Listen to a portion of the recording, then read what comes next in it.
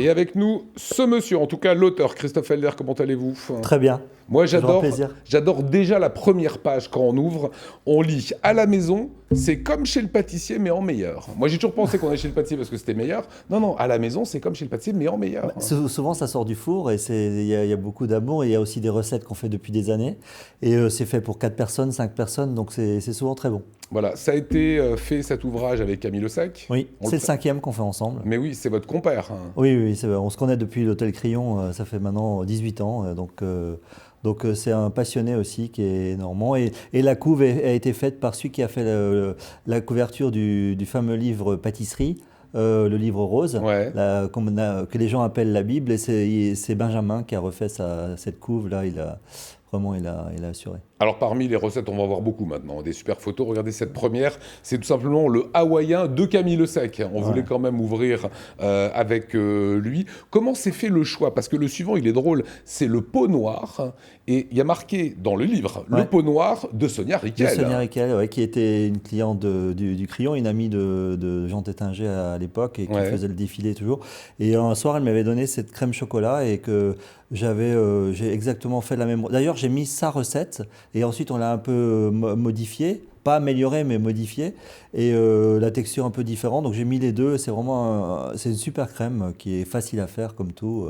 Il y a une cuisson, ça prend 10 minutes, un quart d'heure. Alors moi, je l'ai feuilleté. Regardez ce magnifique dessert, le mandalbari. Qu'est-ce que c'est le mandalbari traditionnel? Alors ça, c'est un peu mes élèves des cours. Je leur ai demandé de faire une recette. Et c'est un classique en Alsace qui n'est pas trop connu. Et on l'a un peu customisé. On a fait 3-4 variantes. C'est des sablés qu'on superpose. Ça fait des petites pièces montées pour Noël.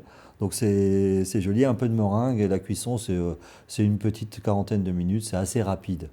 Comment est-ce que vous avez sélectionné les recettes? Alors c'est difficile parce que maintenant ça fait presque le 25e livre que je fais et là moi je me mets toujours une pression énorme parce que à force il y a des clients fidèles et donc là c'est que des recettes, bon j'ai 2000-3000 recettes mais sélectionner c'est vrai que c'est le plus dur donc à un moment donné il faut bien se décider et là vraiment la petite pâtisserie je voulais pas que ça soit compliqué, pas un gâteau avec 3 biscuits, 2 crèmes, 2 glaçages, on n'arrive jamais à le faire. Là, je voulais vraiment revenir un peu vers la simplicité, mais quand même une petite touche originale pour se faire plaisir. Alors, on va revoir le tout dernier, puisque ça, c'est vraiment un hommage à votre métier. C'est celui-ci. Oui. C'est quoi? Alors, c'est des financiers. Ça, c'est vraiment le petit gâteau parisien. C'est un peu la Madeleine de Proust, hein, mais avec ce beurre noisette. Et c'est la recette que je faisais au Crayon, exactement la même. Voilà, parce que vous venez d'abricot dedans. De magnifiques maisons. On va encore défiler avant le chocolat. Qu'est-ce qui vous reste de vous, de ces années Palace au Crayon? Ah, il y a beaucoup de souvenirs. On déconnait beaucoup, on rigolait beaucoup avec mes adjoints de l'époque, Gilles Marchal, d'autres, Christophe Adam qui a fait maintenant l'éclair de génie. Et Christian Constant, Candebord, enfin toute une bonne équipe. Mais c'était un peu comme une équipe de foot, mais on bossait beaucoup, mais on rigolait beaucoup. C'est toujours important de pas jamais trop se prendre au sérieux.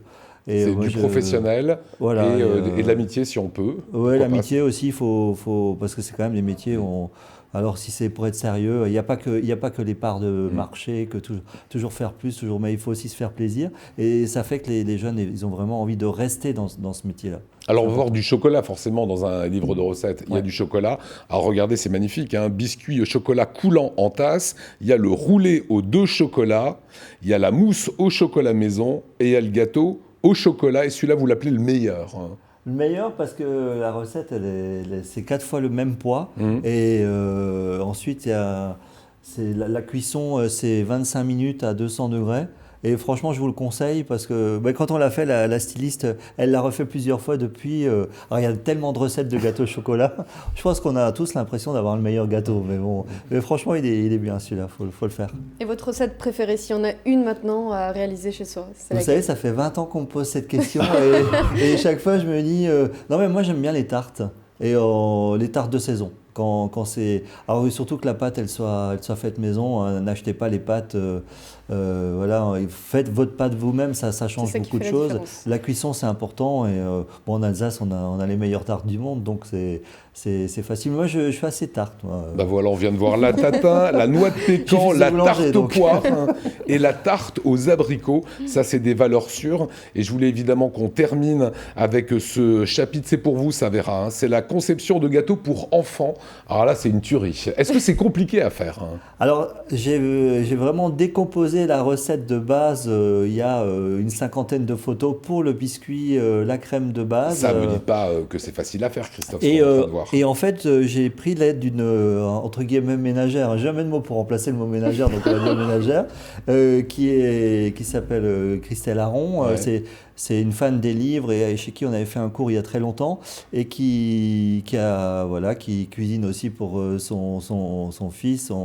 Elle fait beaucoup de choses j'ai dit il faut vraiment que ça soit faisable et donc la recette, c'est garanti que ça fonctionne. Voilà, c'est ma pâtisserie, là. C'est formidable, ma petite pâtisserie que vous découvrez. Vera, ça sera pour vous à faire avec votre fille un petit peu plus tard, quand elle aura un peu grandi. Superbe bouquin avec des bonnes indications de temps. Hein. En combien de temps on le fait, en combien de temps la pâte doit parfois reposer et en combien de temps on le cuit. Oui, je passe beaucoup de temps sur les recettes.